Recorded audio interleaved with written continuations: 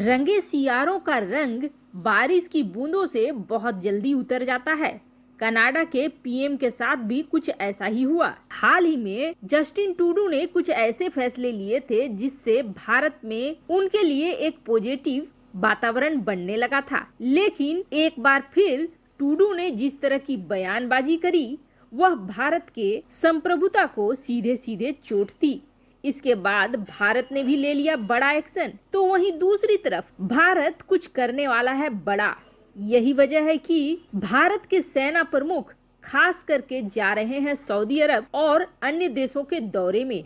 आखिर भारत क्या करने वाला है? भारत जो करने वाला है उसकी झलक भारत ने दिखला दी है। आइए जानते हैं इन खबरों को विस्तार से। जिस तरह से एक समय था भारत में भी जाति विशेष को लेकर काफी तुष्टीकरण की नीति थी, वैसे आज भी कई ऐसे पार्टी हैं जो कि तुष्टीकरण की नीति को अपनाती है, खासकर मुस्लिम तुष्टीकरण की नीति को। वैसे ही कनाडा में भी एक समुदाय विशेष पर ज्यादा ध्यान दिया जाता है जो कि चुनावों में अपनी बड़ी भूमिका निभाते हैं, और वो समुदाय है सिख समुदाय। वैसे तो भारत के लिए ये गर्व की बात है कि कनाडा में अपने देश के सिख समुदाय तरक्की भी पा रहे हैं और अच्छी अच्छी जगहों पर पहुंच भी रहे हैं। लेकिन सिख समुदाय में से कुछ ऐसे हैं जो कि खालिस्तान समर्थक हैं और भारत विरोधी हैं। जस्टिन ट्रूडो को खालिस्तान समर्थकों में से एक माना जाता है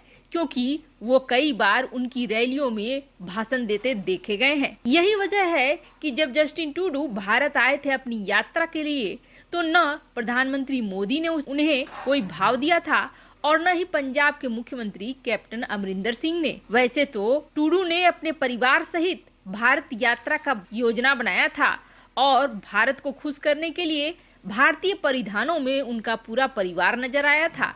फिर भी भारत की तरफ से उन्हें उस तरह का भाव नहीं दिया गया था जिस तरह का भाव अक्सर प्रधानमंत्री मोदी किसी अन्य देश के प्रधान के आने पर करते हैं। जाहिर सी बात है, खालिस्तान वाले मुद्दे को लेकर भारत के अंदर कहीं न कहीं कसक थी।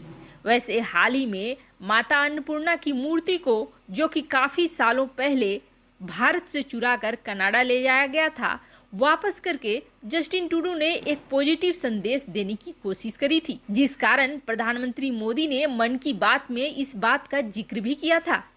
लेकिन एक बार फिर सारे कूटनीतिक राजनीतिक पहलों को एक ही झटके में जस्टिन ट्रूडो ने खत्म कर दिया।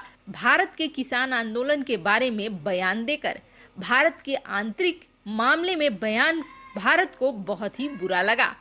जाहिर सी बात है, वैसे यह खालिस्तान समर्थकों को खुश करने के लिए जस्टिन ट्रूडो द्वारा दिया गया बयान था, लेकिन भारत इससे बिल्कुल खुश नहीं हुआ और नाराज हो गया। वैसे तो उसी समय भारत की तरफ से यह प्रतिक्रिया दी गई थी कि जस्टिन ट्रूडो ने जो कहा है वो राजनीतिकरण कर रहे हैं।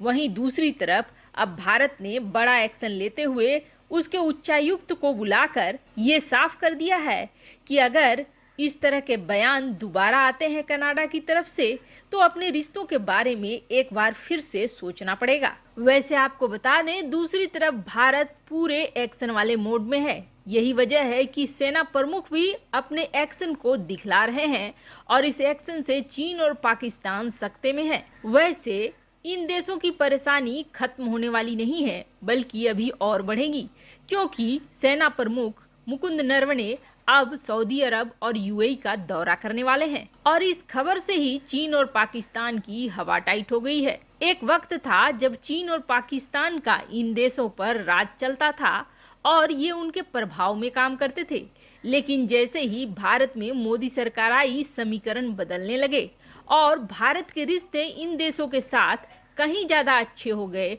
पाकिस्तान और चीन की बनिस्बत। इससे पहले मुकुंद नरवणे नेपाल गए थे और नेपाल के बाद सऊदी अरब और यूएई।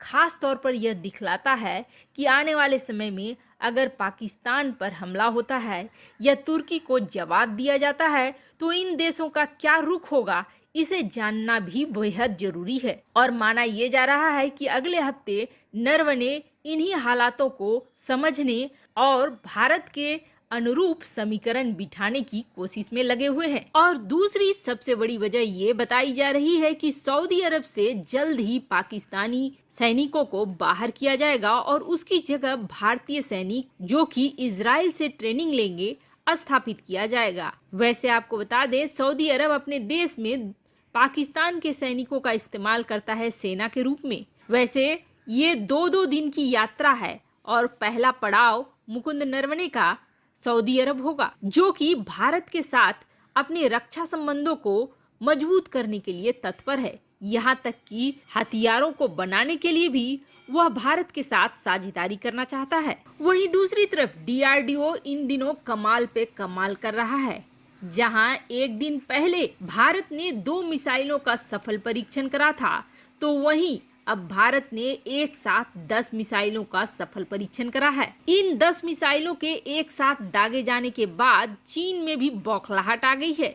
आज तक एक दिन में भारत ने कभी भी इतनी बड़ी संख्या में मिसाइलों को नहीं दागा है। भारत के सूर्यलंका बेस से एक साथ 10 मिसाइलों को दागा गया है। दरअसल चीन अपने J-20 को कथित तौर पर, जिसे वह 5वीं पीढ़ी का कहता है, उससे डराने की कोशिश करता रहता है। वैसे दुनिया नहीं मानती है कि चीन का J-20 5वीं पीढ़ी का है, लेकिन भारत किसी को कम आंकने में नहीं विश्वास करता है। ऐसे में भारत ने इन 10 मिसाइलों का एक साथ परीक्षण करके ये तय जरूर किया है कि किस तरह से अगर चीन का J-20 5वीं पीढ़ी का है तो उसे नष्ट किया जाएगा। वैसे यह भारत की तरफ से बहुत बड़ा कमाल है, क्योंकि जितने परीक्षण चीन ने एक साल में नहीं करे होंगे, पिछले कुछ महीनों में भारत ने उससे ज्यादा परीक्षण कर दिया है। और चीन की बहाने ही सही, भारत और भी सशक्त और मजबूत होता जा रहा है। ऐसे में चीन की बौखलाहट तो होना ही था।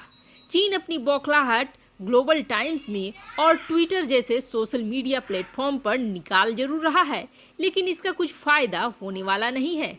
वैसे आपको क्या लगता है, क्या भारत चीन के ऊपर दबाव बना पा रहा है? कमेंट कर अपनी राय जरूर बताएं। जल्द मिलते हैं अगले वीडियो में नई खबर के साथ।